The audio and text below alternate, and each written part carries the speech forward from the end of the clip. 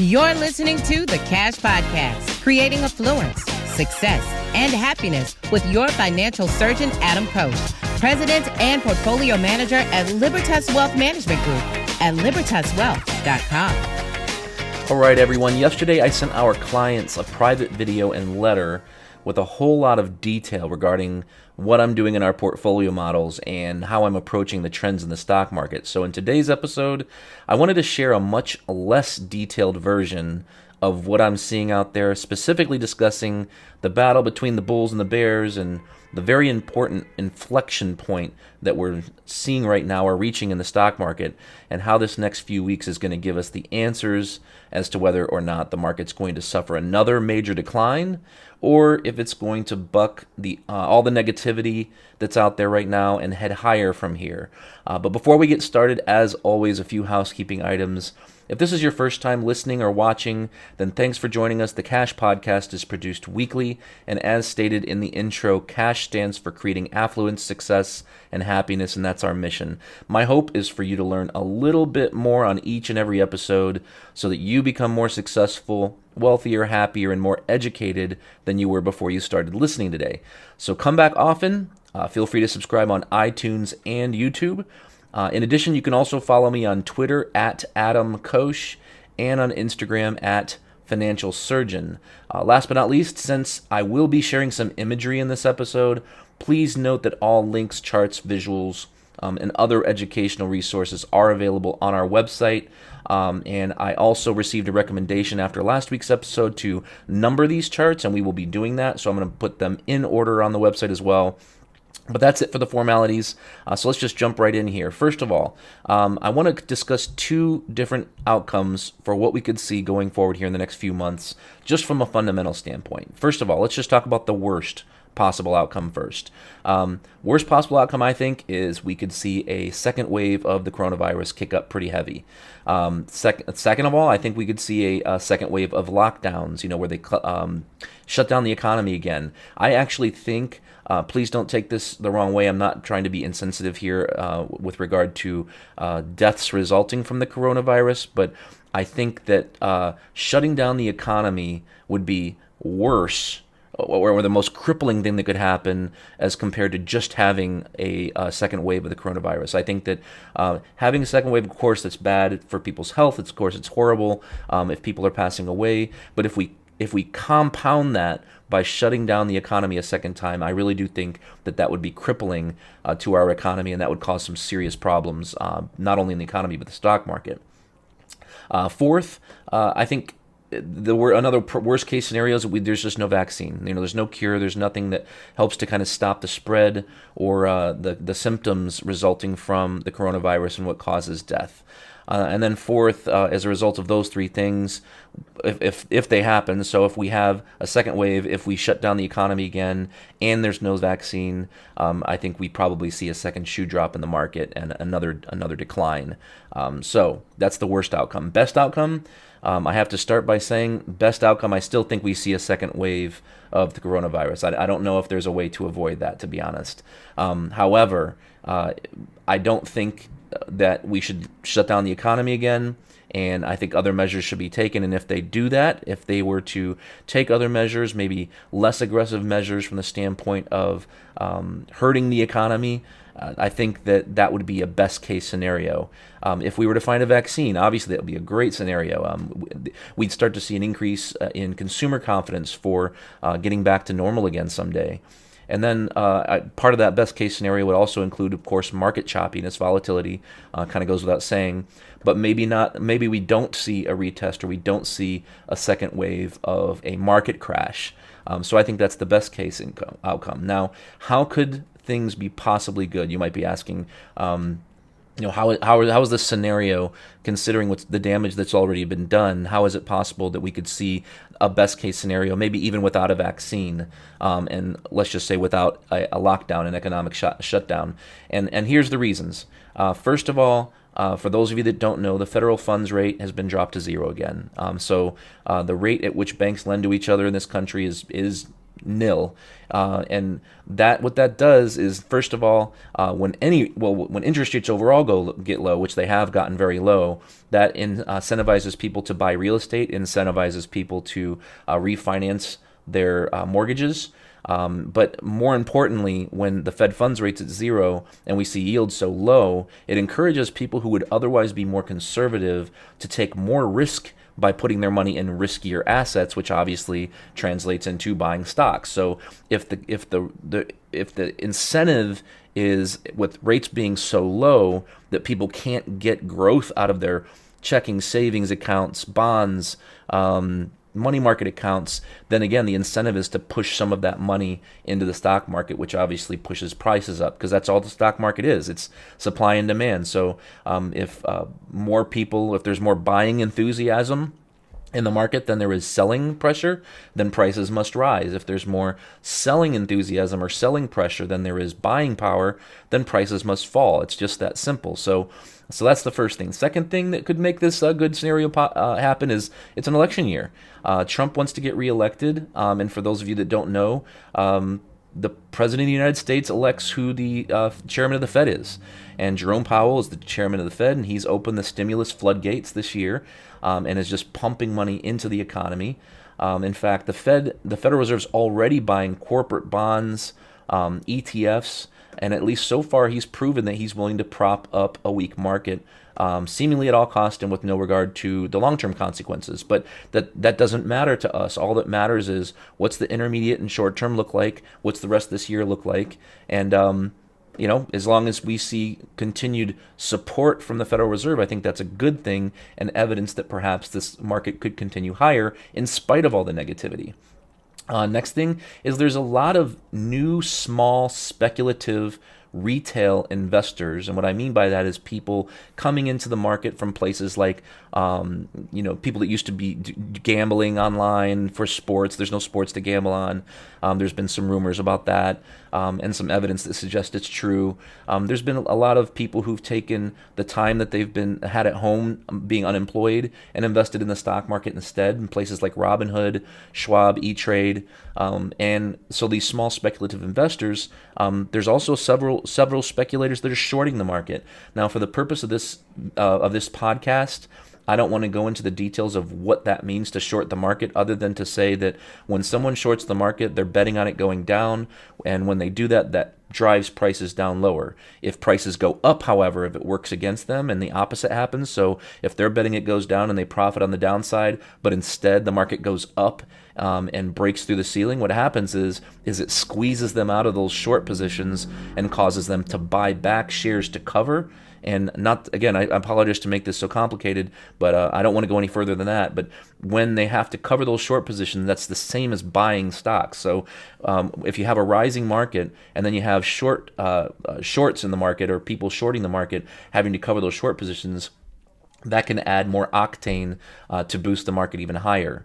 And we're actually earlier this week or late last week, I saw a statistic that what we're currently seeing in the market right now is the highest short position in equity futures in 9 years. So I think that could act as a catalyst for good news going forward. And then last, we've got about $5 trillion or more in cash just sitting on the sidelines in money market accounts and savings, and that otherwise would normally potentially be in the stock market. So if we start seeing that come into the market, that could also be a catalyst higher. So don't get me wrong, there's plenty of potential bad news out there with the coronavirus. I already mentioned second wave of the coronavirus. If they were to start locking down cities, that would be really bad, and that would change. I think it would change everything. Obviously, if there's no vaccine, I don't think there's an expectation for a vaccine this year, but no vaccine would make that worse. And again, I think that would be bad for the market. But if they don't lock down the country, and if the Fed keeps rates at zero, which they plan on doing, it sounds like, until 2022. If they keep stimulating the economy with printing money and just flooding the market with stimulus, and if we see some of these short investors having to get squeezed higher, and if some of this cash on the sidelines starts getting back in the market, I think we could actually see some positivity between now and, say, Election Day. And then after that, who knows? I mean, I think it's too far out into the future to really say. And in fact, I think it's always too far out in the future to predict anything. So I'm not really predicting what's going to happen here. I'm just looking at the different scenarios.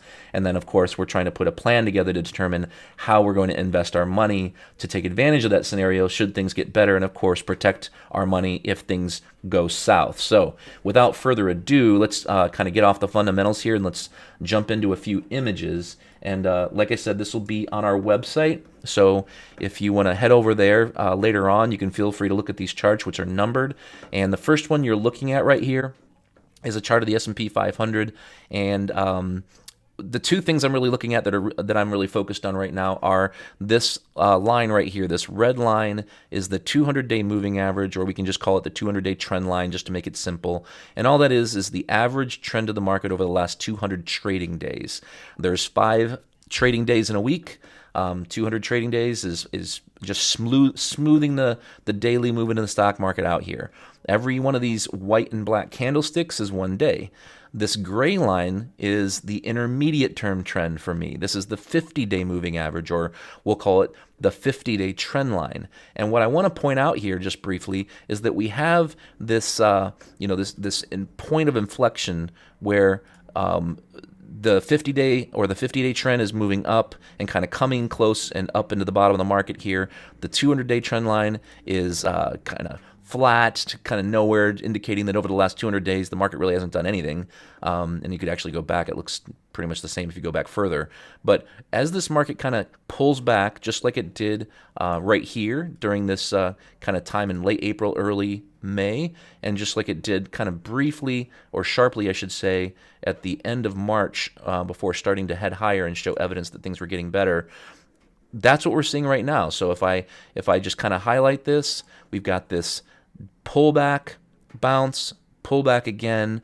But what we want to do is we want to be really, really careful to make sure that if we're taking risk in the market, if we're invested in stocks, that the market is staying above this 50-day trend line and that 200-day trend line. But really those two places, I wouldn't call it a hard line in the sand, but those two places are pretty important. Chart number 2.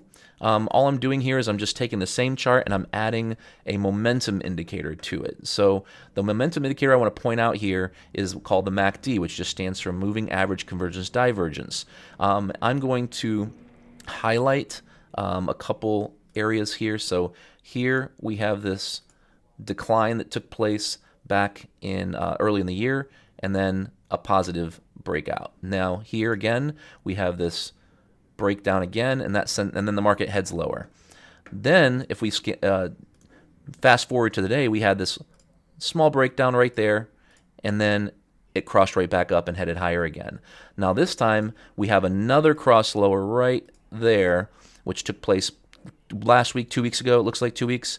And so we're seeing some negative momentum right now, but the market is still holding up. It's still holding again above that 50-day trend line and above its 200-day trend line. So even though we're seeing some negative momentum, which is negative evidence, it's definitely concerning, price is all that matters. Or in other words, what the market's doing is all that matters. And as long as it holds, for me anyway, in my time frame, as long as it holds above these two lines right here and can stay there or show some resilience or continue to show some resilience, then I'm pretty happy kind of sticking with what we're doing right now and staying partially invested. And if we can break out higher from here, then I think it makes sense to the market's then innocent until proven guilty. So that's chart number 2. Chart number 3, this is a weekly chart. So every one of these bars or candlesticks is 1 week. So this is a much, much slower chart. It goes back further in time. You can see all the way to 2018 back here.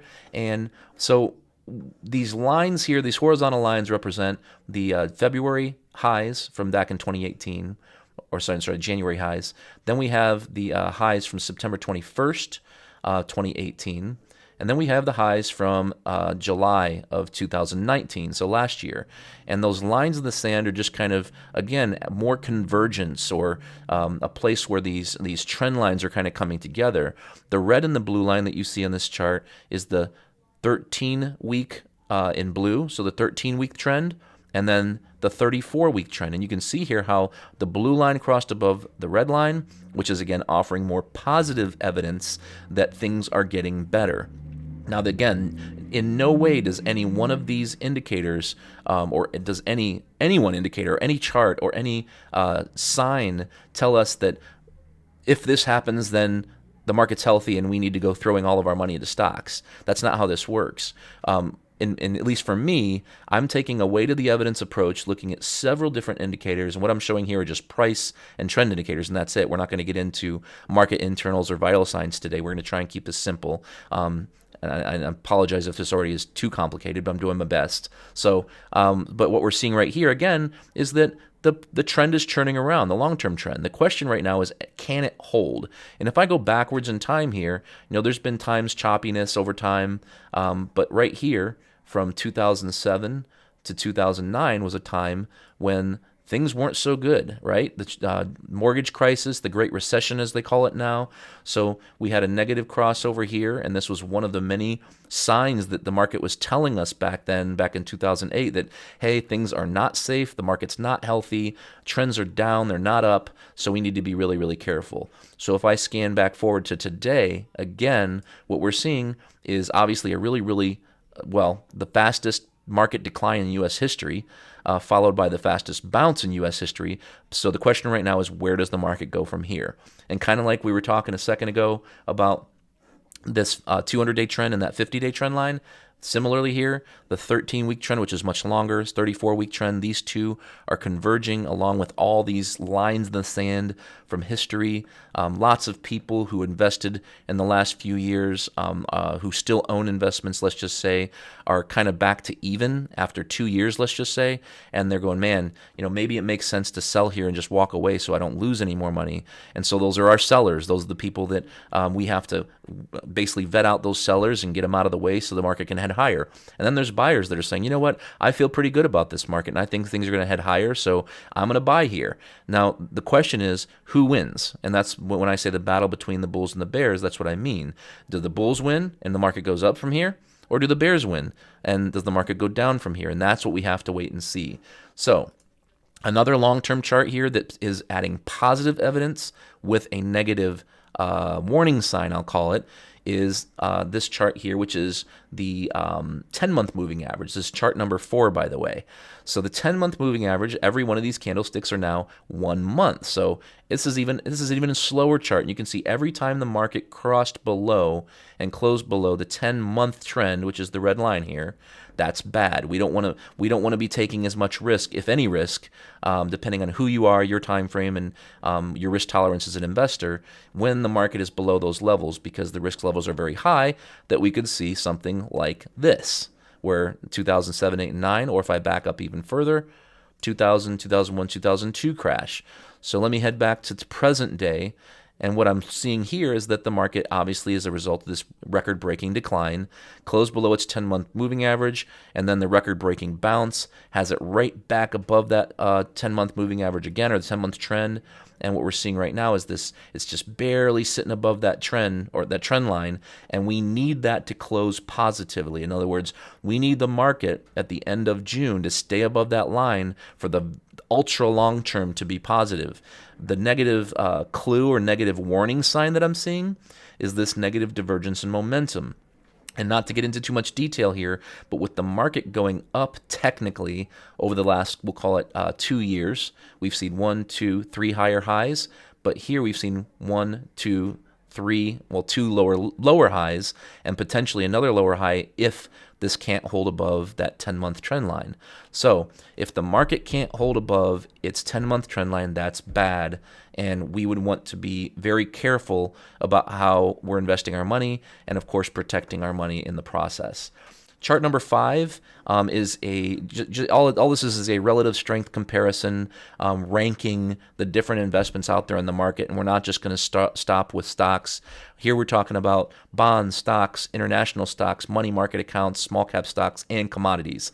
So at the top here, and this is something that I kind of look at least once a week, and that is that bonds are still the top ranked asset class over the long term. Stocks are number 2. but they're barely above money market. So even though stocks are improving and we've seen that picture become better over the last several weeks, we'll call it 3, 4, 5 weeks, with the S&P 500 or the stock market, as we'll call it, is still just hanging by a nail above the relative strength of money market accounts or just cash equivalents. Right behind cash is international stocks, which is interesting. Small caps or small company stocks are struggling. That's not a good sign for a healthy market, because whenever the market's doing well, what you want to see is a lot of participation. So you don't just want to see a handful of stocks going up carrying the market, or kind of think of it like you don't want to just see the generals going into battle without their troops. You want to see the generals and the troops going into battle together. Otherwise, they're probably not going to win that battle. So small company stocks here still have a lot of work to do to improve and kind of catch up and see some positive participation. And then down here, way in the basement, twiddling their thumbs and sucking wind is the commodities. The only commodity I really like right now is gold, and we do own a position in gold in a couple of our portfolio models. And the other I'd say I'm watching is palladium, but we're not going to get into that today. So that's chart number 5. The last one I want to show you here before we close out today is something I found from Julian Timmer at Fidelity, and I just thought this was a really, really neat chart, because what it's showing us is this black line is the current bounce in the stock market since the low. So basically, after the market declined 37%, this is the bounce we've seen thus far. And all these other crazy, messy lines you see are all the other bear market bottoms, or in other words, all the other market crash lows and what happened after those lows. So right now we're kind of right in the middle here, and you can see how a lot of prior crashes would chop sideways. Sometimes they go lower, like in 2002. It went a whole lot lower before it went higher. So we're kind of in the middle here, and it's just going to be interesting to see where we go. Nobody knows the future. I always like to say I'm not a trend predictor. I cannot predict what the market's going to do tomorrow, next week, next month, next year. I am a trend follower. So my job is to, again, per all the charts we've been looking at today, is to stay on the right side of that trend. So I want to be investing in asset classes and investments that are in positive trends so that we have the wind at our back. I don't want to be swimming upstream. It's not perfect. There's no such thing as buying at the bottom and selling at the top. I wish there were, but there just isn't a such thing. If there were, the market would just go straight up and straight down, but that's not how things work. So it's going to be interesting to see how things play out. But in closing, what we have here is, again, a battle between bulls and bears. We have a battle between the coronavirus and the economy and the market's reaction to that coronavirus. Should we see a bigger resurgence? Again, I think that as long as they don't shut down the economy, and as long as we continue to see low rates, incentive to buy stocks, as long as we keep seeing stimulus coming out of the Fed, whether you believe that's good or not is irrelevant. It doesn't make a difference. As long as we continue to see a lot of speculation out of investors that maybe aren't the most sophisticated in the world, I think that we can continue to see rising markets between now and the next few months. With choppiness, of course, that doesn't mean it goes straight up from here. But again, without beating a dead horse, I just think that as long as we're above those 50-day trend lines and the 200-day trend lines that I was showing you earlier on iTunes, I think the cup's half full, I guess. We'll just leave it that way. So, but that's it for today's episode. If you'd like to discuss your personal situation further, remember that you never have to be a client to ask a question. I always say that. So please head over to our website if you're interested, if you'd like to set up an introduction call and speak privately. But as I always say, we realize there are thousands of podcasts out there, and you chose to give ours a listen today. So thank you so much for tuning in. Be sure to subscribe, both on iTunes and YouTube. And of course, you can always feel free to share it with your friends and family. If you want, you can sign up on libertaswealth.com to get these updates, as well as other screencasts, videos, and articles delivered directly to your email inbox. And again, as mentioned earlier, you can also follow me on Twitter at Adam Koos and Instagram at Financial Surgeon. So thank you so much once again for joining us, and I will see you next time. Thank you for listening to the Cash Podcast with your financial surgeon, Adam Koos. To see any charts or images that were mentioned in this show, or to check out additional articles, videos, and other educational resources, head over to libertaswealth.com.